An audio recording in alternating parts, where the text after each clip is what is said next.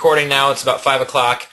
The goal for today is really talk about different ways that you can cap in your first year.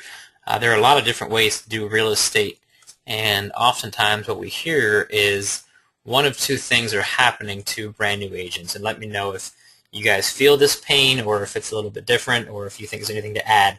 Number one is there's so much to chew off, and a lot of times it can be overwhelming. Your first 30 days, you don't know how to write a contract, let alone how to lead generator, what to say. And it almost becomes frustrating, or you have a fear of success. And I've heard some people being fearful to do an open house because what if someone actually wants to write a contract? What do I do? I don't know how to write a contract. So kind of that fear of success is one. And then secondly would be accountability. You know, a lot of people might come from a typical job where you go in at a certain time, you have a certain number of tasks, and at 5 o'clock, 6 o'clock, you go home. And with this, you are the boss. If you don't show up, nobody really calls you and says where you're at. So being self-accountable, and a lot of times I feel that that might be because, number one, there's not enough consequences. Number two, you don't have enough direction of what to do. And then lastly is what we call the squirrel effect. As you talk to several different agents, and someone might be successful through REO, someone else through Craigslist, someone else through farming, someone else through open houses. You try to do it all, don't get good at any of it, and therefore you just plateau very quickly. So that's kind of been the overall synopsis. If that's how you feel right now, that's okay because that's normal, and time to make that stop and go away. So we're going to talk about some things just to really focus on your first really 90 to 100 days are the most crucial, and then keep the momentum going forward through the rest of the year. So Heroel, you taught a class in the past called How to Cap in Your First Year. Yes. You, background on Heroel real fast, he had mortgage experience up in New Jersey for about 10 years, came down here, got licensed, and started real estate in January of 2012, joined his wife team. His wife went into part-time agent for the last 3 to 4 months. So he really took the reins as perhaps the CEO, and she was a very crucial part for lead generation. However, you guys closed 28 deals in your first year of real estate together. Yeah, 28. So make sure you speak to the microphone in case they can't hear you. Hello. What would you say was the key to your success initially when you get through here and you didn't know anything from a contract to a script to how to work with a client? What did you say that kept you in the momentum going forward? It was a combination of what my wife was had been done for the last 4 or 5 months, that she's been learning all those concepts of how to write a contract, how to do everything based on Melanie's, classes and everything. And then we came into a class where they taught us to go back to the basics. Given that I was by nature a businessman, we had to be taught to put our mindset back to the basics of any business. Lead generation, number one. Second, we had to start doing everything, like all the exercises, going back to open houses. We started doing open houses every weekend. Well, time out before we keep going there. All right. What, and let me ask the audience here, I'm going to unmute you guys. Let's see, unmute. What have you guys felt, and just shout out how long you've been in business for, just kind of so I know my audience. Eric, how long you been in business? 23 years.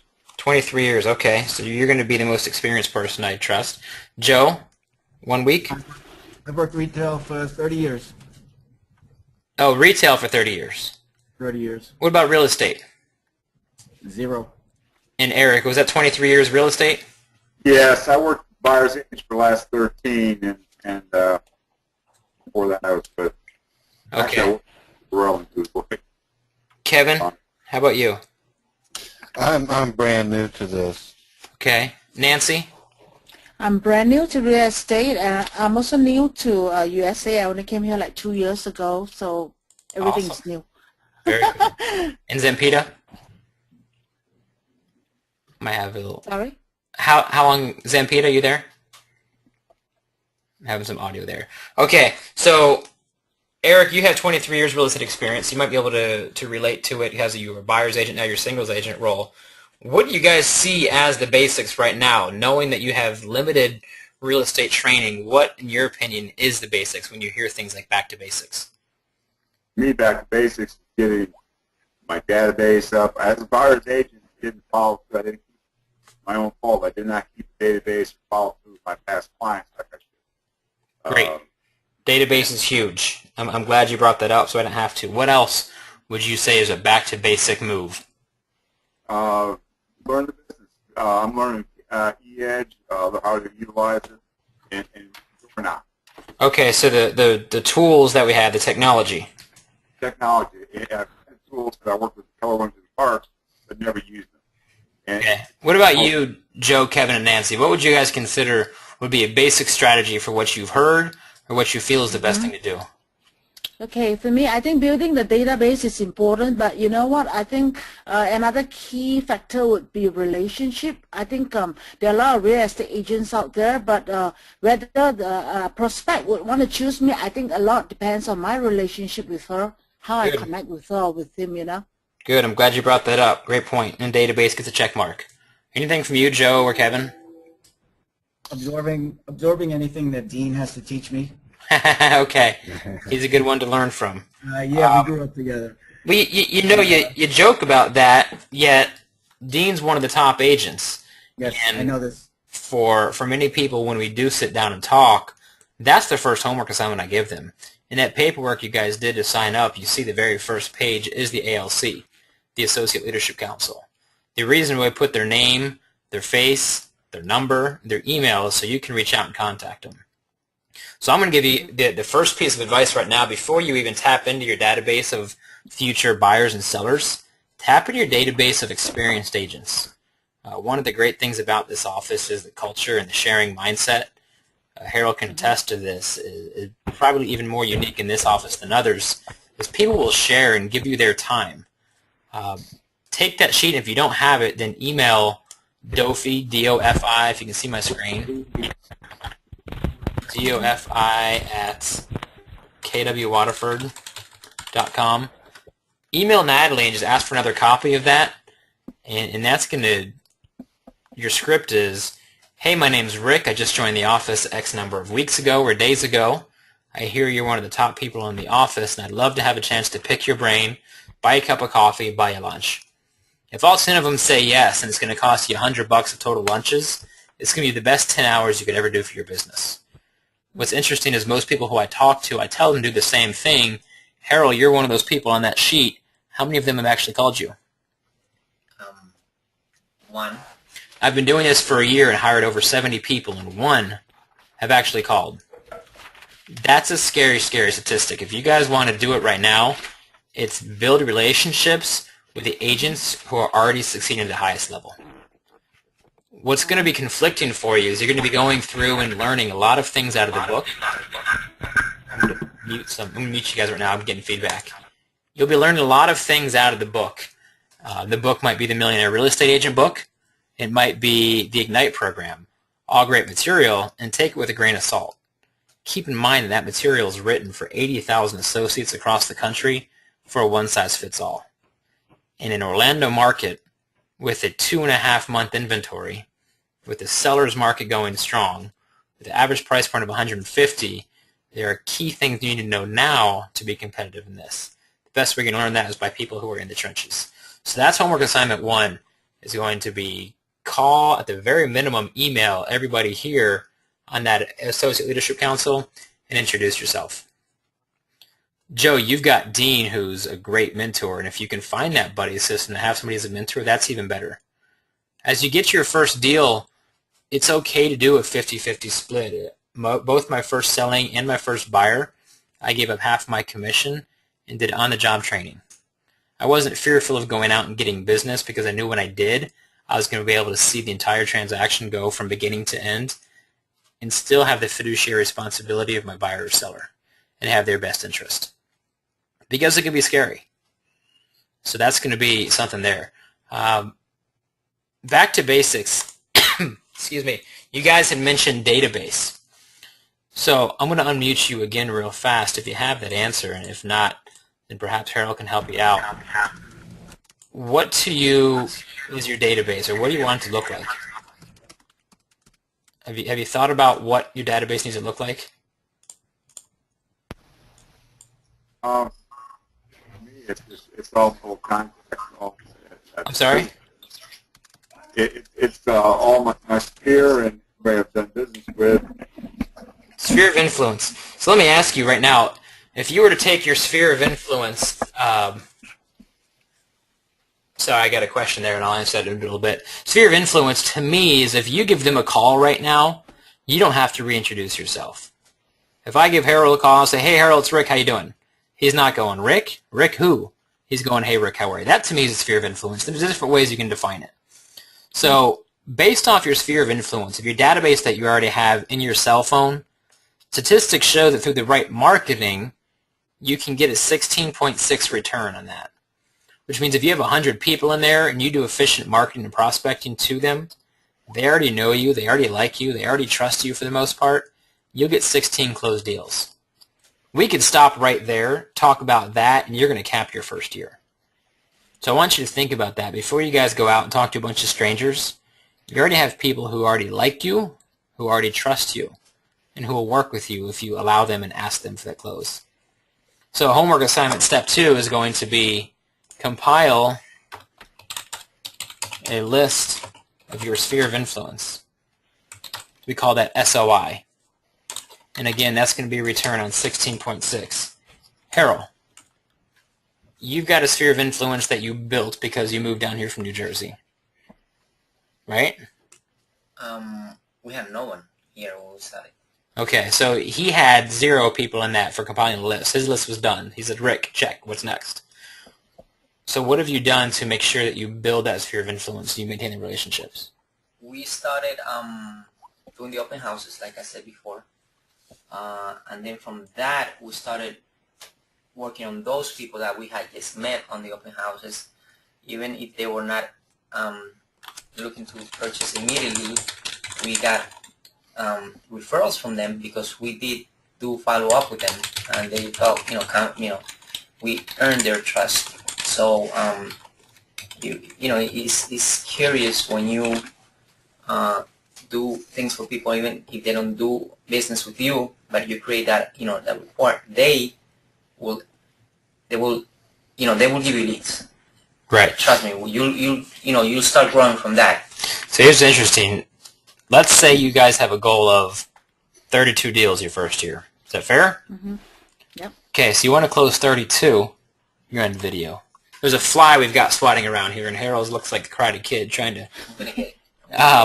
You want to close 32, and you have 100 people here. So right now you're going to say, I'm going to be able to close 16 from my sphere of influence. So the next question is, how many people do you need to have generated who you don't already know? And this conversion rate with the right marketing is on average of 2%. So if we need another 16 closed deals, who's good at math? You need another 320 strangers into your database. Does that make sense? That's what we call the have not met. So the way that he gave an example of where he met these people was through open houses. He does an open house, 10 people walk through. Now he's building them into this database and as they were once strangers. So you need to think about, oftentimes people are so overwhelmed with what does my listing presentation look like, or what is my buyer's consultation, and all that's great. However, none of it matters if you don't have people to do it with. So your database absolutely is your lifeline and your bloodline. Question, do you need to speak to your sponsor as a mentor, or you can use anyone? Absolutely use anybody. Sometimes sponsors are administrative assistants. Sometimes sponsors are in different parts of the country. So we have a culture here where if you find somebody, if you're sitting in the classes, and Yin Yao, who does great contract classes, if you have a question about a contract, it's okay to shoot Yin an email, and he can help you out with that different things. Thank you. So going back to that of who are you going to use and who are you going to attract, oftentimes we hear that it's intimidating to walk upstairs as all the agents are busy. Sometimes the doors are closed. And that's very true, and if you're feeling that that's okay, and I want you to realize that they're busy and they're successful because they work during the week, and that's where our social calendar really kicks in.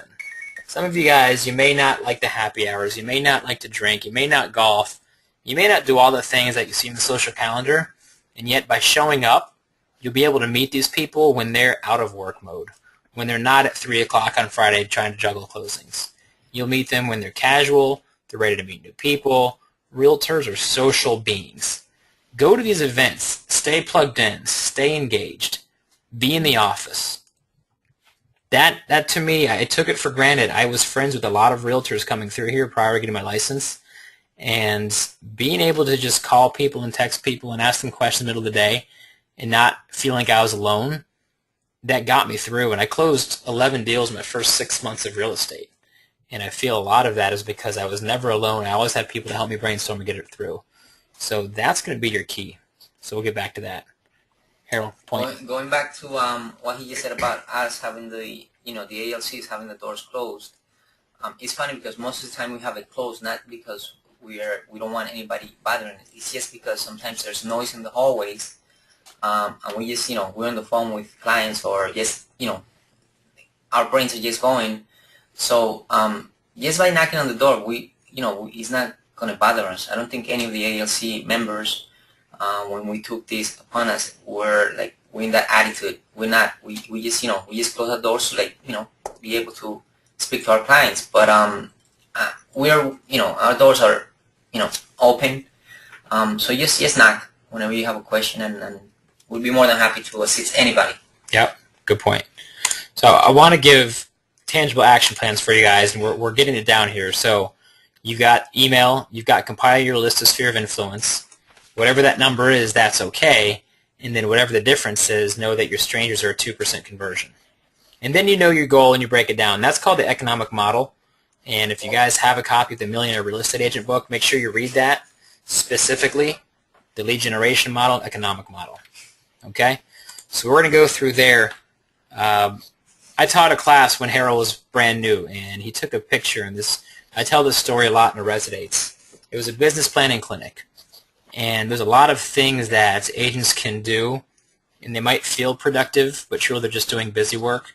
Perhaps you go to classes all day, and then you make a couple tweaks to your website, and then you post a blog, and you didn't do anything that made you money. And you go home at the end of the day, and you didn't do anything that made you money. And there's 3 things that are your job that happen to happen every day. Every day. Every day. One of 3 things happen to happen every day. Abe, you know what these are? Abe, you're on the line there. I know you know it. He must be mute. Abe's being shy. Oh, he is muted. Yeah, he's mute. Okay, so he doesn't have access. One of 3 things every day is have an appointment. And you might say, well, Rick, I don't have an appointment tomorrow. What am I going to do? The number 2 is make an appointment. And number 3 is write a contract. Nothing else really matters. That's your job. If you come in every morning, you say, what am I going to do today? You got to say, well, do I have a contract to write? No. Do I have an appointment to go on? No. Then your job is to make an appointment. And that's it. And truly, if you do that every day, you can go home saying, I did money-making activities. Now, does that sound simple, yet not easy? You guys can't come through here and make an appointment. I got a question for you. If I were to give you $1,000 to come back tomorrow with an appointment, what would you do? Where would you go? Who would you call?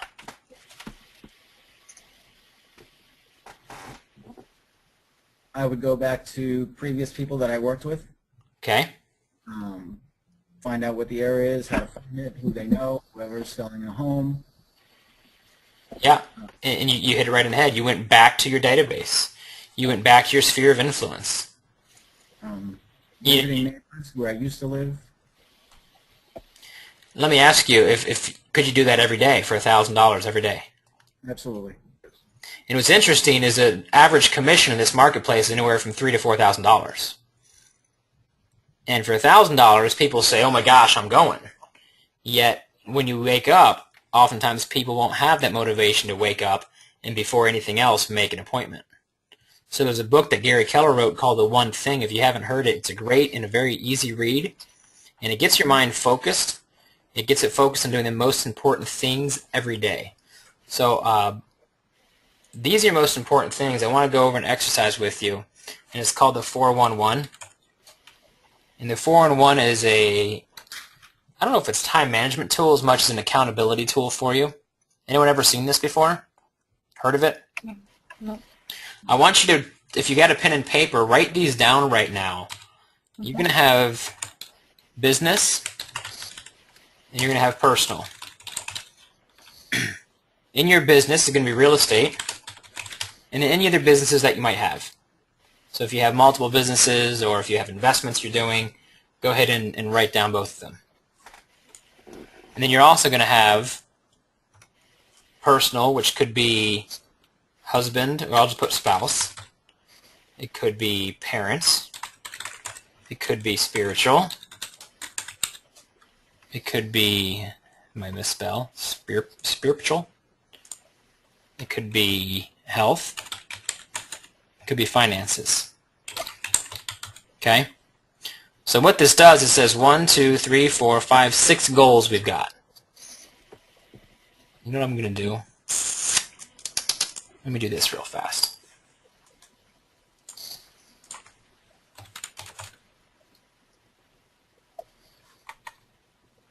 That's you can find that on EH, the form. Yep. I think I have a Word document of it, though.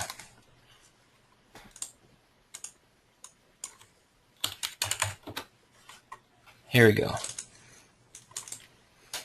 Here's a 4-on-1, and you can see how it's broken down. So you put your annual goals out there. Who wants to be vulnerable and give me their goals?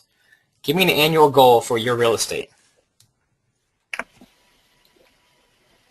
$100,000. $100,000 in GCI.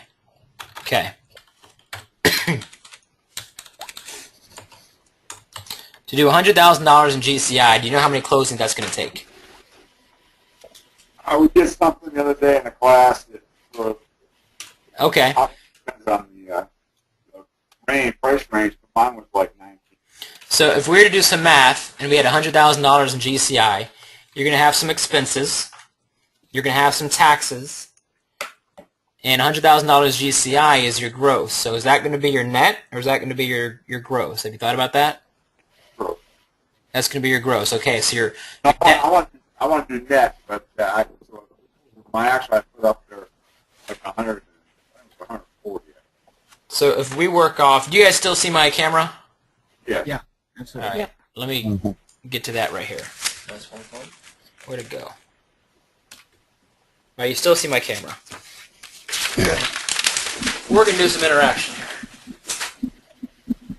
And if this records, I'm not sure you see the camera on here, but if you're live, you do. All right, so you want $100,000 in gross income.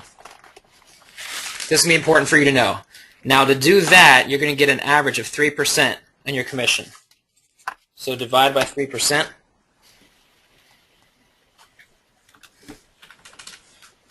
Divided by 0.03 equals $3.3 million in sold volume. You guys follow? Mm-hmm. And you can do this, whatever it is, just divide by 3%. So that's a divide. The average price point right now is about $150,000. So if we take that and divide by 150,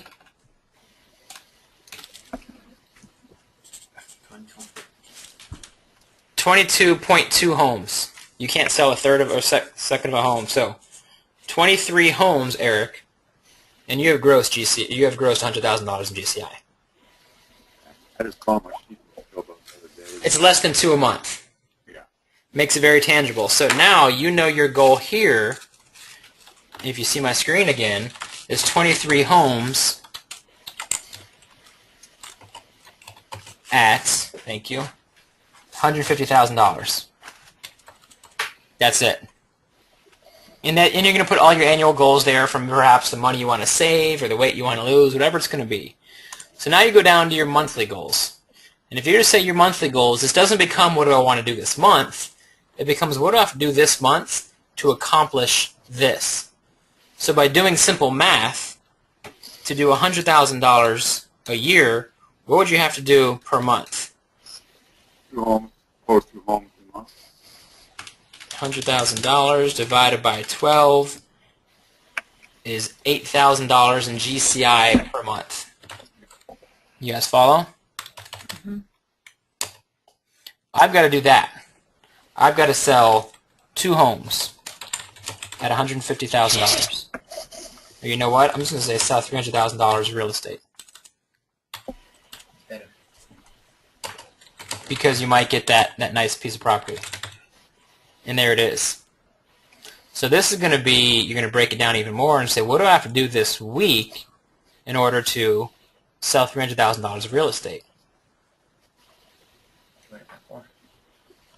The simple answer would be have 4 closings. However, now we're going to get more into action steps. Now you're going to get more into, perhaps I need to do 2 hours of lead gen.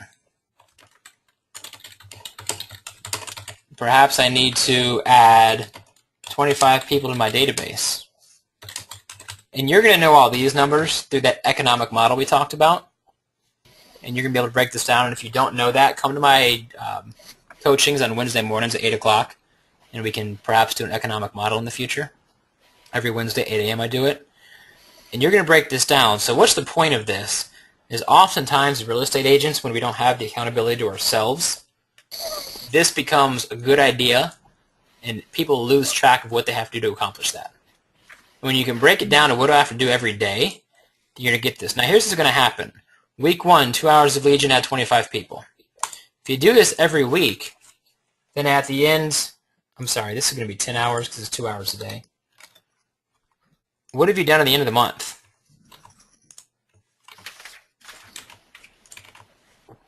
You've done 40 hours of lead gen and added 100 people to your database.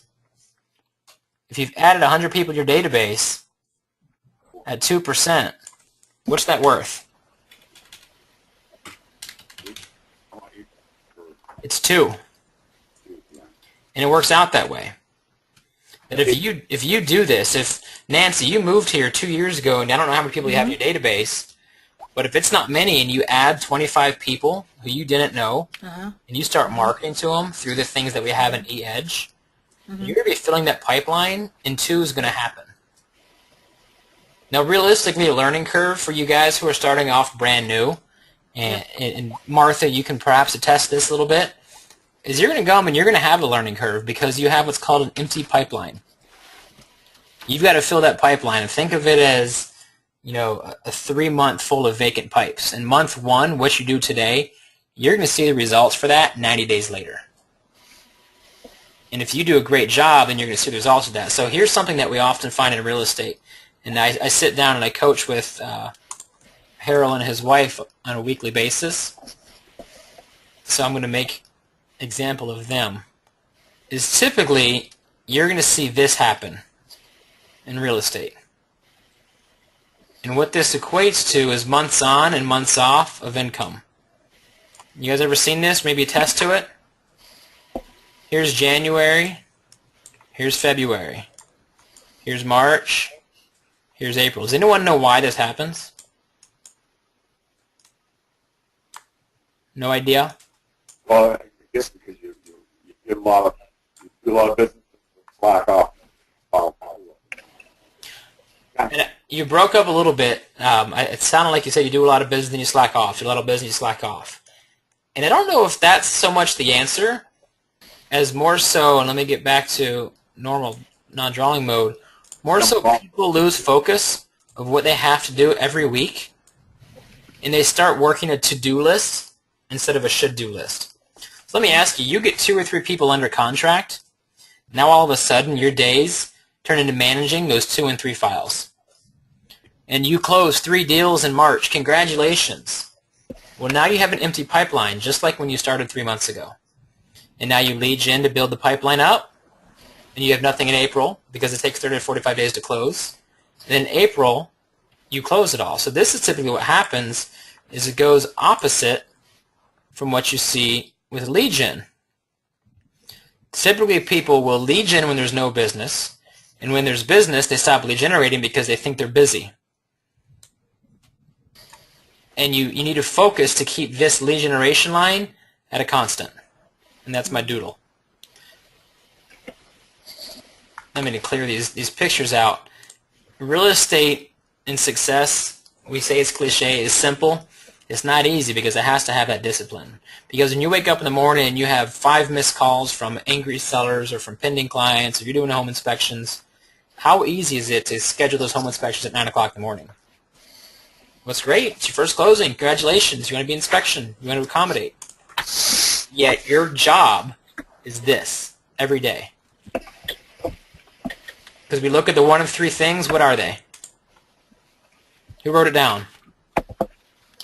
Make an appointment. Make an appointment, write a contract. Or have an appointment. That's it. Nowhere in here does it say that your job is to go to an inspection, or does it say that your job is to accommodate a seller or upload a listing. That's your job. You focus on these, real estate's fun. It's when you get into this little roller coaster ride that it's tough. Now speaking of that roller coaster ride, we heard this analogy at Bold. The only time you get hurt in a roller coaster is if you jump off. Take the ride, take your punches, take your mistakes, and learn from those. Is that making sense? So I want you guys to really focus on your 4-on-1 and take it seriously. And if you look at this every day, then you can truly be on track to hit those goals. If you come to accountability coaching on Wednesdays, I'll be happy to review it with you as well. So we just went to a session with Seth Campbell. Seth Campbell's a top agent up in the D.C., Maryland area. And he did what's called an extreme 4-on-1. And instead of just stopping at 4-on-1, which is 1 annual, 1 month, 4 weeks, he did a 31 4-on-1 in 31 days. What do I have to do today, such that by doing it I'm on track to do what I have to do this week? And he did this for each of his 7 items that were important to him. And he chose just one thing. He said, for real estate, the most important thing is to meet 10 new people a day. That's it. I meet 10 new people a day. Then at the end of the week, I'm going to have my 50. At the end of the month, I have my 200. And he did that before anything else. There's a reason that we don't have any classes scheduled to start before 11:30, for the most part. That's because when you wake up, when you start your day, it's starting in the office at 8 to 8:30, preparing for your lead generation, making your calls. Who can give me the definition of lead generation?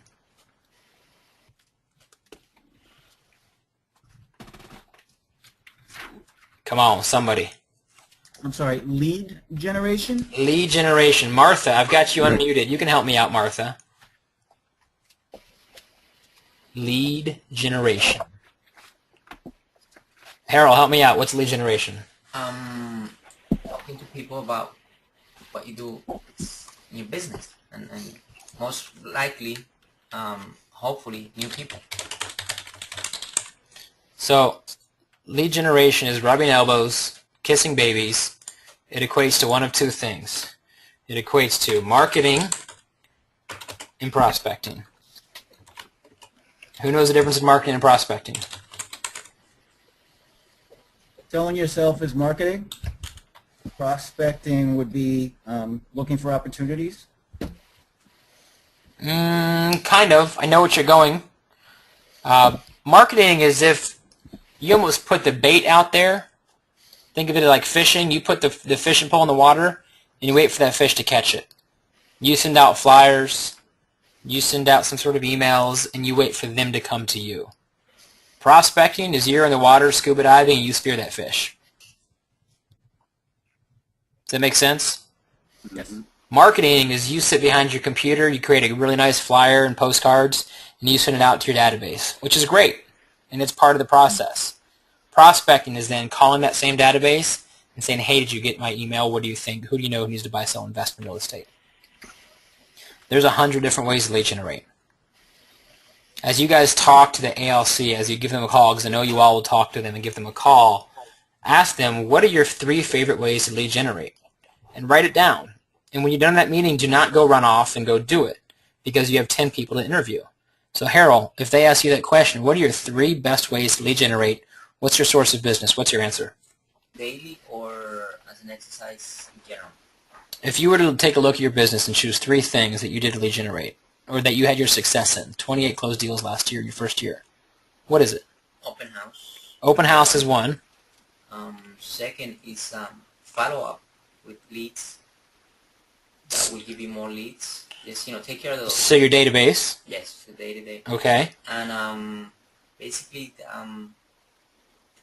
just, take care of those people that you surround with, that you deal with on a daily basis. And typically it's 2 to 3. And that's what's going to be. If you ask Jenny Weimer, it's going to be online marketing through Zillow, Trulia, and Realtor. And it's going to be her farm. And that's it. Jenny does not sit in open houses. If you ask some other agents, it's going to be Craigslist. It might be a different farm. It might be charities. It might be running groups. That's Beth Hobart. So I want you to think about this of who are you? What do you already love to do? If you were retired right now, what would you spend your time doing? And if you have some kids, there's some of the greatest ways to do that. The Galarza group has 3 or 4 closed deals every year from their child's preschool. Because when they're there, they talk about real estate. They show up. Everyone knows they're in real estate. And that could be part of their prospecting. So if you take an open house, that is the easiest way right now for you guys to get into business. What's nice about the culture of Keller Williams is we hold several hundred listings. Now most agents when they come into business are pretty short in the listing side, and that's okay because it's a learning curve for that. The nice thing is you can go on to MLS. You can search for active listings through my office. We've got 125 realtors here. And you can find that open house that appeals to your style. The price point, the neighborhood, whatever it might be. This might be an open house and Heroel Cuervo holds it. Dean Gonzalez holds it. You give them a call. I'm interested in doing an open house this Saturday on 123 Main Street. Do you mind if I hold it open for you? They're going to say yes or no. More times than not, they say yes if they screen you and they feel confident that you can represent them. You go sit in an open house. You use someone else's listing. You advertise it, which is marketing. You knock on doors, which is prospecting. You do flyers on Craigslist, which is marketing. You could tell your sphere of influence, which is prospecting. And you sit there. And when I told you I closed 11 homes in my first 6 months, 7 of those were from open houses. And it's the easiest way to get into business because you're out there doing it. Now guess what? If you're sitting there and not a single person walks to an open house, that ever happened to you, Harold? Yes. What do? You start working. Like it's not like you just wait. You use that time to lead generate. Yeah, you sit there, you bring your database. All these books that you hear about people reading, I'd bring a book. I'd sit and finish a half of a millionaire real estate agent book. Flip, whatever it might be. So I want you to think about that. Don't just go to an open house and sit there and twiddle your thumbs. Have that plan B. When a client walks in, fantastic. Another thing I hear a lot is a lot of people are doing open houses in buddy systems, and that's okay for a learning curve. Yet I'm weary about it because it turns into a social hour. Because if you're there with 2 or 3 people in a group, then typically when nobody's walking through that, you're going to be socializing. You're not going to be purposeful. And if you're spending a weekend away from your family and away from your loved ones, you want to make sure you're purposeful. You want to make sure that you are making an appointment, having an appointment, or writing a contract. Open houses, if it's not your style, that's okay. There are some very successful agents who have never done an open house. However, if you want to have that edge, that's a great way to do it. So we've got lead generate, or stay back to basics, work that sphere of influence, contact the ALC at, she'll give you the sheet, grow the database every day, be accountable to yourself, be accountable to your family. Does your husband, does your wife, do your kids, do they know your goals? You know, there's an agent here, and he promised his son that when I have a closing, you get a video game. Well, he said it really started to be painful in month 2 and 3 when his son said, "Dad, did you close yet?" And he said, "No, son. You don't get a video game yet. You don't get a video game yet." He was accountable to his family because his family knew the goals. Be accountable. If you're not accountable for yourself, post it somewhere. Craig Delahoy, he's our general manager consultant. He's actually from England, very successful agent over in England, come over here to help us. Every quarter he advertises his actual and his goal in the newspaper. He lets the entire world know, this is what I did, this is what I intend to do. He lets people know if he's hitting or succeeding or failing his goals. He's accountable to his entire community. That's some accountability. Let it out there. Okay? Let's see, where are we going out now? So we've got the 4-in-1. You've got your goals. As you guys go through Ignite, you're going to be learning a lot of things through Ignite. Who has been through Ignite before? I'm going to unmute you guys here. Who's been through Ignite? Say again if you have. I haven't. Okay, so you guys are all going to be new to Ignite. No. Fantastic. Ignite is going to... Second lesson. I'm sorry? Who was that? Sorry, I said I'm just on my second. Okay, I'll mute you. Ignite started last week on the 22nd, and it's 18 sessions, and it was designed to give you the curriculum that is going to give you the tangible tools and accountability to succeed. And the goal is to hit 16 deals in your first year. So in Ignite, you're going to learn things like an open house. You're going to learn a listing consultation. You're going to learn door knocking. You're going to learn scripts to your friends and family. Here's the moral of the story of Ignite. Do this, what's called the 10-4. The 10-4 is 10 new contacts every day. 10 follow-up. A follow-up could be a friend or a family, or follow-up could be someone you met last week in an open house. 2 previewed homes a day, which is 10 a week. Goodness. Good thing I'm not being graded on my typing. 2 previewed homes. Initially, you're in the home by yourself. The goal is eventually you have buyers there. Tell you, it's very expensive to have your first time of something be in front of a client. Make sure you know how to use a lockbox. Make sure you're comfortable with how to turn a breaker on if you go to a vacant house. Make sure you know if you're going to walk in there and turn all the lights and undo the drapes first, or if you're going to sit there and play tour guide with them and turn on as you go. Don't let it be your first time. 2 previewed homes per day and 10 handwritten notes per day. This is the one that gets me because people tend to fight this, and I'm not sure why. Well, I do know why, because we're not in a world of handwritten notes. We're in a world of technology. Excuse me. Where are you at? Oh, I took it away. Handwritten notes. I have customized cards. I have lick 'em, stank 'em stamps. I still do it every day. Handwritten notes build the relationships. Nancy, you mentioned that. Heroel, you mentioned that. Build the relationship.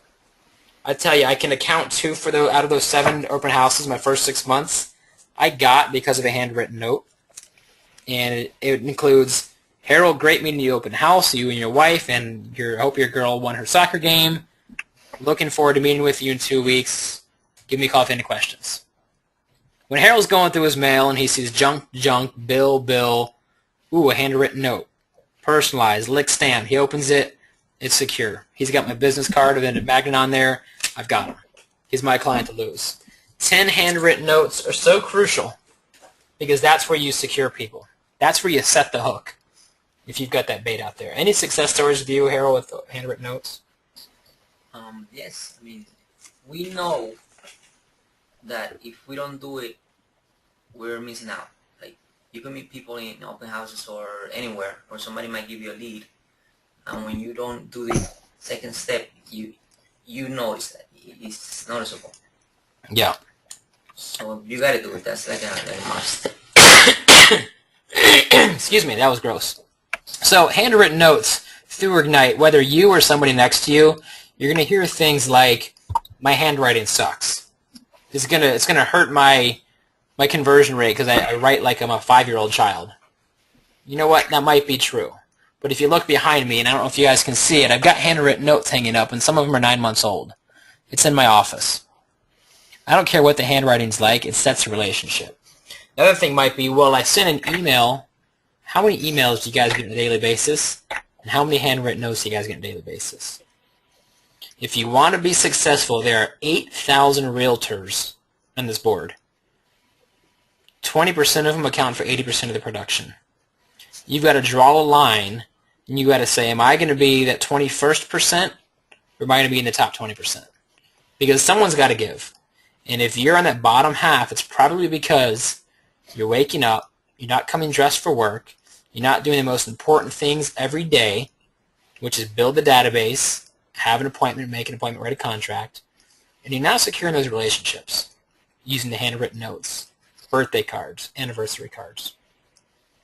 Think about some exceptional customer service you guys have gotten, whether it be at a hotel, your previous job, maybe at a car dealership, and what stood out to you. And if you meet somebody on the streets or in an open house, are they going to say your name when they're asked that same question? And it's a big aha. So oftentimes, go home every night, and you got to ask yourself, if I was my boss, would I give myself a raise or would I fire myself today? And if you truly have that conversation with yourself, you're either going to be lying, you're going to be truthful, and you're going to do nothing to improve. You know, I saw an agent today in the office, and I won't say his name. Half the time I see him, he's dressed to impress, shirt and tie to the nines. The other half, he's sandals, t-shirt, and shorts. And I thought about it, and I said, it seems like the only time when he dresses to impress is when he has a scheduled appointment.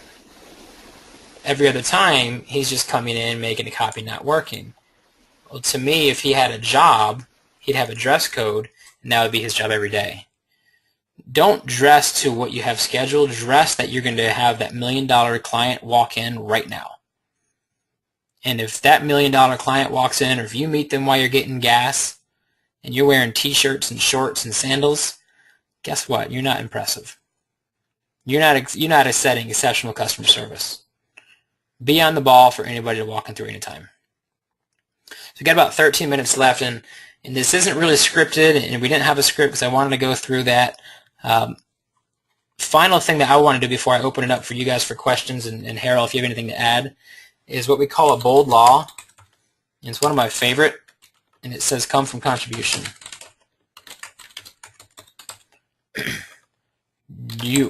So I'm going to unmute you guys. You can tell me if they've heard this or what it means to come from contribution. What does it mean to come from contribution? You've got to participate. You've got to do something. Tell me more about that. Participate in what? Well, be active. Well, be active. You know, do your follow-ups and what you make a plan and stick with it and follow through. Okay, all good stuff. And come from contribution is more so the things that you're actually doing. So someone told me when I came into business, never count your commission check before you get paid. I've heard people who have decided to ignore a $50,000 buyer because they're thinking they're not worth the $1,500 after commission, after expenses, after everything else, not worth my time. That's not coming from contribution. That's coming from greed. If you come from contribution, you say no matter what I meet, who I meet, they're all going to get my top-notch service. If you come from contribution, you're taking your transaction, you have one or two, and you're taking the perspective of the buyer or the seller who's saved up for 5 years as a single mother buying her first townhome for her kids. People matter, and when you can deal with these people, and this is one of the only houses they're going to buy in their entire life, and the reputation of a realtor is going to make or break with you, and you keep that mindset, things will be done differently. And come from contribution means don't always worry about what's in it for me. If you talk to somebody and they don't give you a lead, that's not their job. Come from contribution means give them service, be of value to them, be a resource. It means if you had a closing in February and they call you in March and need help with some tax records, then you work just as hard for them in March when you're not going to get paid as you would have in January when you're working for that paycheck. And a lot of times we have to remind ourselves to come from contribution and just do what's right and help everyone have a better experience in real estate. And by doing that, it just works out. It works itself out. And, Harold's next to me nodding his head if you can see him. Harold, tell me some experience of what your thought of why this is resonating with you. A lot of the times when you put that, like, as you go and you start, lead generating and everything, there's a lot of things that you could do for people that don't really are for you, but it's for them. And people see that. People always like that much better than, you come in and saying, what, how can I help you so I can make money? If you help people, you will build that relationship that you need to build with everybody. Yeah, they're going to remember you. That's it. Go above and beyond. Be a servant. The final thing I want to remind you guys of is a chart that I draw probably more often than I need to. And I'm going to just draw it right here. This is how I want you to think for real estate. You have different paths that you're at with people. And to get paid right here is the top. It's the pinnacle. Before you can get paid, and I'm not going to draw it because it'll be awful. Before you can get paid, people have to trust you with the most important asset of their life. And before they're going to trust you, they've got to see that you have knowledge or value. Oh, that sucked. And before that, down here, you can't see it. No, that worked. They've got to like you. You guys don't get to see it. Oh well. Does that make sense? So when we say that it's important for you to If you don't have the knowledge, they've got to like you right here. you got to show them that you have access to it. Right now, you guys may not have the knowledge. You may not have the value. And this is where they like you. So if you're starting with a complete stranger, your first goal of that conversation, get them to like you. Once they like you, then time to share some knowledge. Once they know that you have knowledge and that you have value to them, then they're going to trust you with their transaction. Once they trust you, then you get paid.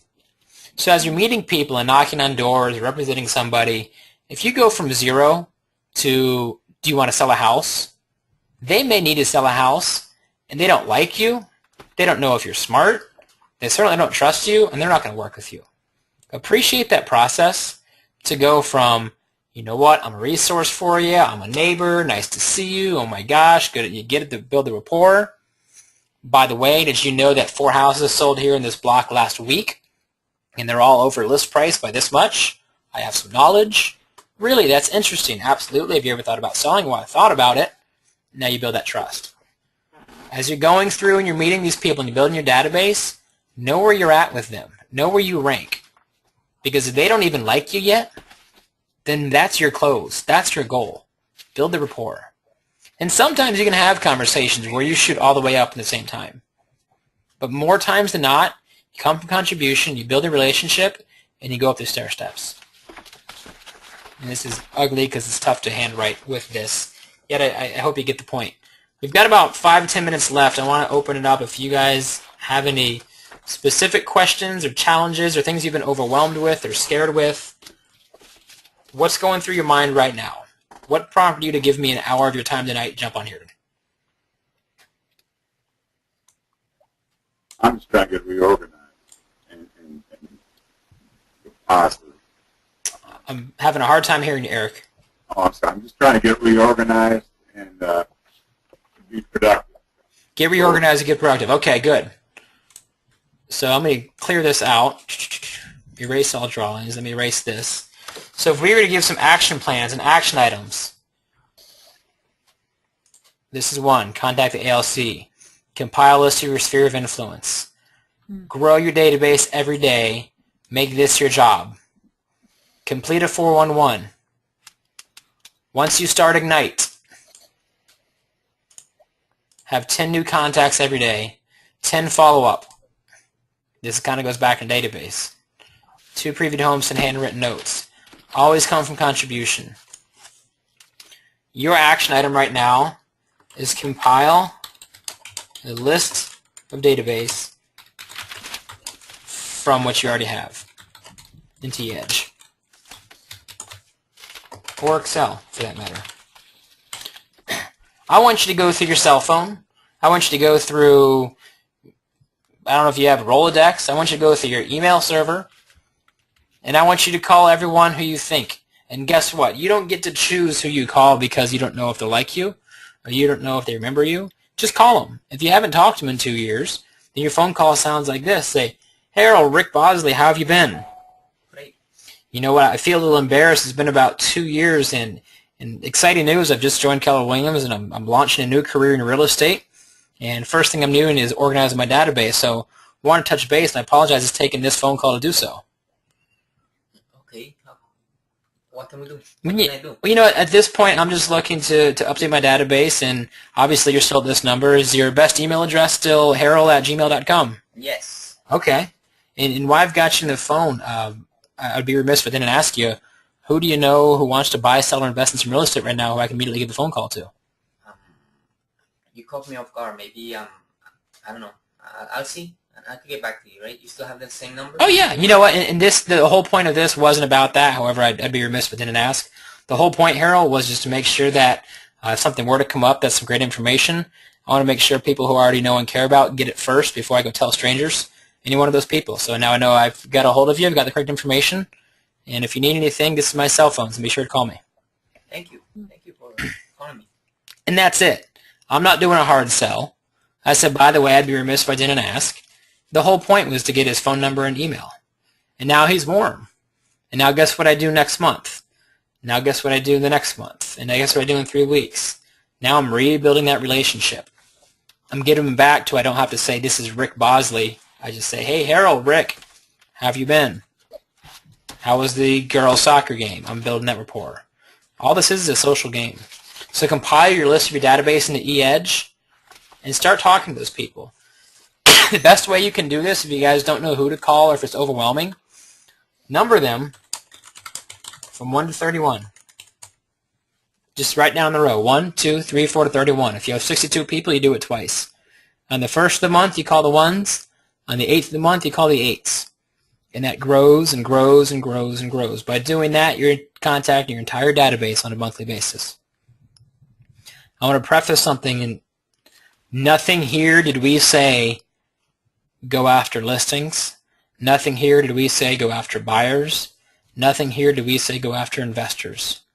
That stuff comes. What did we say? What was the moral of the story here today? Building some relationships. Yes. Relationships with people you already know, because we go back to that stair step, they already like you. You're already 1/5 of the way there. Build the relationships you already know. People who you don't know, work on every day, building, meeting, improving on. Because if you say I'm only looking for listings, then you're ignoring a lot of people who want to buy a house. So you just work on people and you ask, who do you know who wants to buy, sell, or invest in real estate? On the very top, I wrote contracts. Learn the contracts. How many of you have written a contract before? Probably about half of you. The other homework assignment for those of you who have never written a contract, who would not feel 100% confident if someone walked in right now and said, please write me an offer, is go write an offer on your own house. You write an offer in your own house, and maybe when you meet one of the ALC members, you bring that contract with them and say, hey, this is an offer I wrote in my own house. What do you think of it if you're the listing agent? And they're going to rip it up, or they're going to say, awesome job. The point being is it scares me how many people write their first contract with a client sitting across the table.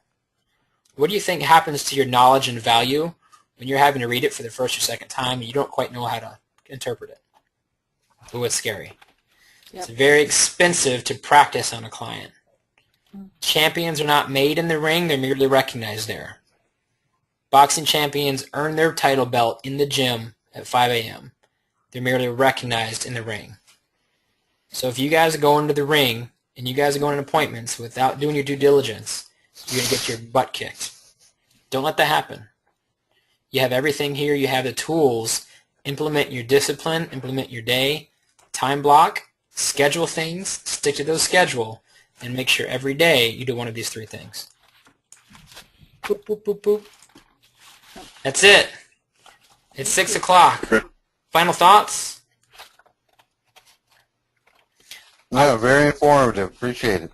You're welcome. And the coolest thing about this is nothing is really mind-blowing. I didn't, you tend to find people who were successful, and this is what they did, and people who are not try to do way more than this. And I've got your email addresses, those of you who are on here. I trust you all took notes, so I don't have to email it to you, yet I'm going to go ahead and email you this entire makeshift because we didn't have a script. We just contracted or scripted this, and here it is. But this is your curriculum. This is your guide. If you follow this, you will be successful, I assure you. Because real estate is simple. It's not easy. All right, if you guys want to see more of these, I've been doing these since about October. If you go to my webpage or my YouTube page, the back name is youtube.com Bosley Rick, not Nosley. Take a look there, and you'll be able to see all these webinars that are recorded. Done things like listing presentations, buyers presentations, working a small database, farming, lead generation model, economic model, etc. Take a look on it. It's an hour-long recorded. A lot of them are just like this, and it's going to help you sharpen those tools. So that's it for now. Appreciate you guys being on here for your time. Heroel, Thank you very appreciate it, much. buddy. Very much. No problem. All right, we're out of here. All right, thanks. Bye. Thanks. Bye-bye.